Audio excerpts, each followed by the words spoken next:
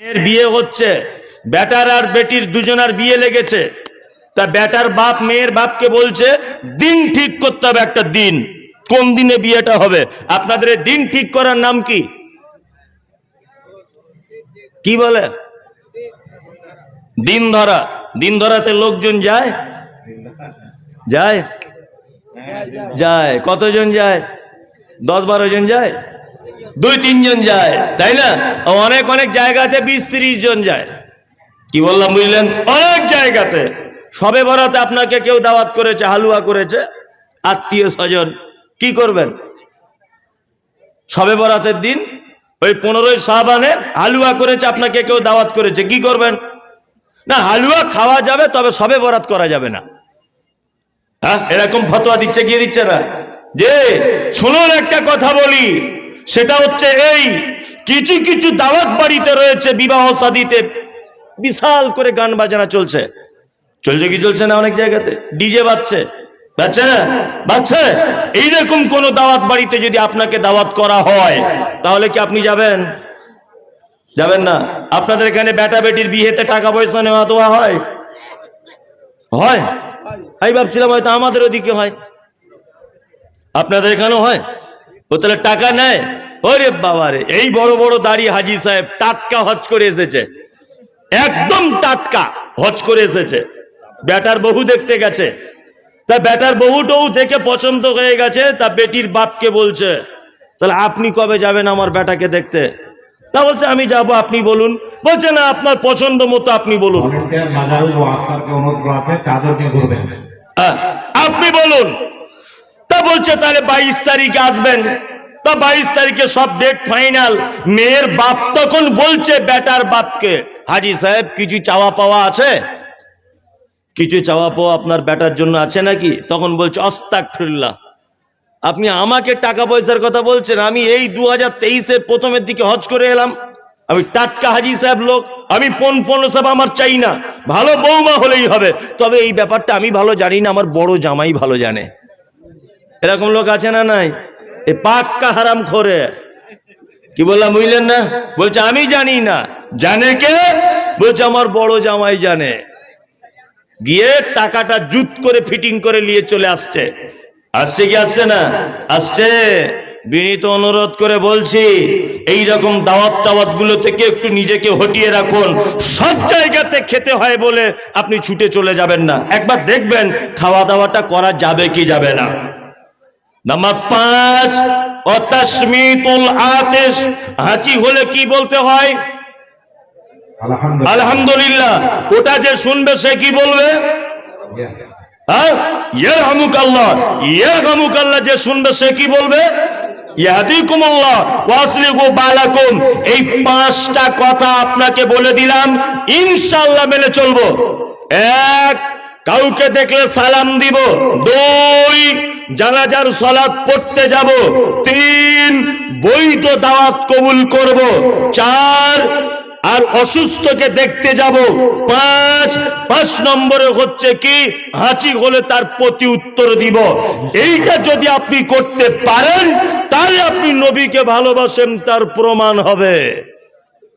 কি বললাম বুঝলেন? জি, এটা খুব ভালো করে জানা হয়ে গেল। চলুন এবারে আমি আপনাকে কোরআনের আয়াত দিয়ে একটা কথা বলবো, যে নবীকে কতটা ভালোবাসা লাগবে। ঠিক আছে? কতটা?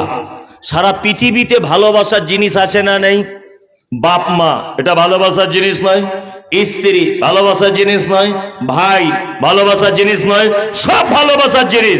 আল্লাহ তাআলা পবিত্র আল কোরআনে বলছেন, 1, কুল ইন কানা আবাউকুম, আল্লাহ তাআলা বলছেন নবী আপনি বলুন, তারা যেন তাদের পিতা মাতার থেকে বেশি, বাপ মা, পৃথিবীতে যত ভালোবাসার জিনিস আছে, আল্লাহ সুবহানাহু ওয়া তাআলা আব্বার মাকে সবার আগে আনলেন।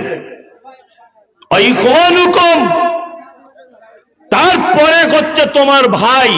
পৃথিবীতে যত ভালোবাসার জিনিস আছে, দ্বিতীয় ভালোবাসার জিনিসের নাম কি? ভাই। ভাই ভালোবাসে? এই চাদরওয়ালা ভাই, তুমি চিল্লামিল্লি করিও না, না তো চাদর নিয়ে বসো, কথা বলবে না। এমনিতে চুপচাপ মেরে ঘুরুন, যে যা টাকা পারবে দিবে। আর এখন বা চাদরটা লাগানোর কি আছে, আমি তো আদায় করব বলে দিয়েছি। যাই হোক, ডিস্টার্ব করিয়েন না। তাহলে পৃথিবীতে দ্বিতীয় ভালোবাসার সিরিয়ালে কে? ভাই। ভাই ভাইকে ভালোবাসে বর্তমান বাজারে? বাসে? বাসে না, শুধু সর্বনাশ করার লাইন আছে। একটা কথা বলে দিচ্ছি, শুনে রেখে দেন, অপরের যদি ক্ষতি চান নিজের ক্ষতি হবে। হবে কি হবে না? অপরের যদি ক্ষতি চান নিজের ক্ষতি হবে। একটা লোক দুই ভাই, একটা মজার কথা বলি দেখুন। একটা লোক দুই ভাই, তা দুজনা গরু পুষেছে বাড়িতে। তা বড় ভাইয়ের গরুটা দুধ দেয় প্রতিদিন 20 কেজি, আর ছোট ভাইয়ের গরুটা দুধ দেয় প্রতিদিন 4-5 কেজি। তা ছোট ভাইয়ের বউটা ওর স্বামীকে বলছে, তুমি কেমন নামাজি, হ্যাঁ, মসজিদে গিয়ে একটু দোয়া করতে পারো না, তোমার বড় ভাইয়ের গরুটা যেন মরে যায়। বলছে কেন এরকম দোয়া করব?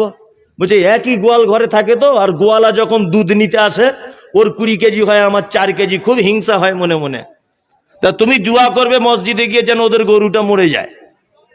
এখন এ দজ্জাল বইয়ের পাল্লাতে পড়েছে, এ দোয়া করতে বাধ্য। রব্বানা আতেনা, আল্লাহ আমার বড় ভাইয়ের গরুটা যেমন করে মেরে দাও না, বইয়ের জ্বালাতে টিকতে পারছি না। খুব দোয়া করছে, খুব দোয়া করছে। আর সব দোয়া কবুল হয়? হবে?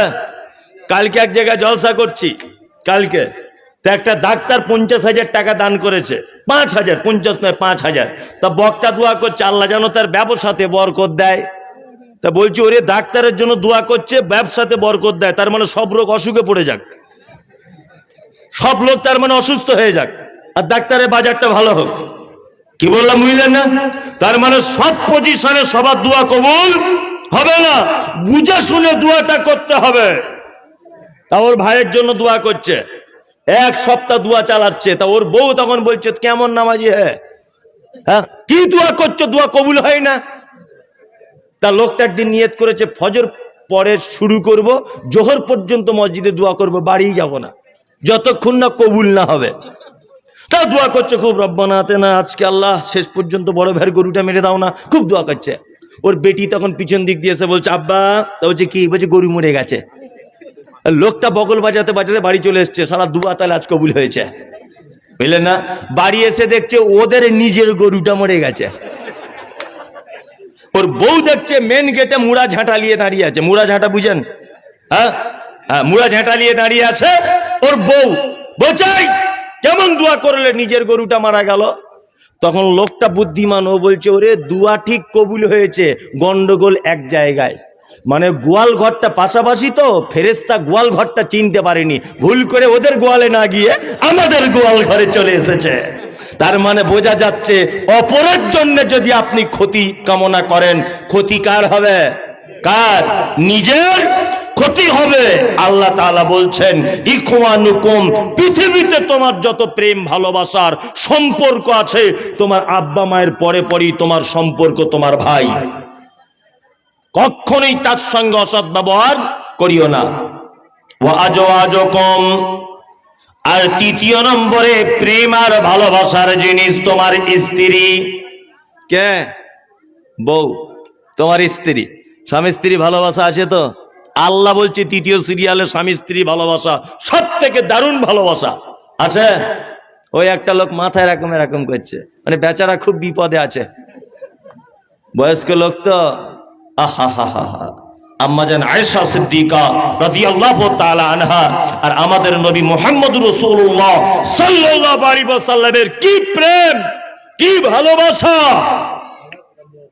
আম্মাজান আয়েশা বলছেন, যে গেলাসে আমি পানি পান করিতাম, পান করা হয়ে গেলে নবীকে দিতাম, দেখিতাম আমি ওগো নিজ নয়নেতে, ওখানে মুখ লাগাইয়া নবী পান করিতেন। গোস্ত খেয়ে হাড্ডি গুলো ফেলিয়া দিতাম, চুষে চুষে খেত নবী চোখেতে দেখিতাম। আম্মা জান আয়েশা বলছেন দয়ার নবী আমাকে এত ভালোবাসতেন, আমি গ্লাসে করে পানি পান করে গ্লাসটা রেখে দিয়েছি, আল্লাহর নবীকে দেখেছি ওই জায়গাটায় মুখ লাগিয়ে আবার পানি পান করেছে। আম্মা জান আয়েশা বলেন আমাদের বাড়িতে যদি কেউ গোশত হাদিয়া দিয়ে যেত, আমি গোশতটা খেয়ে হাড্ডিটা দস্তরখানের উপরে রাখতাম, দয়ার নবীকে দেখেছি ওই হাড্ডিটা আবার মুখের ভিতরে নিয়ে রস বার করে করে চিবিয়ে চিবিয়ে খেতেন। এত ভালোবাসা প্রেম ছিল। আপনার আমার আছে?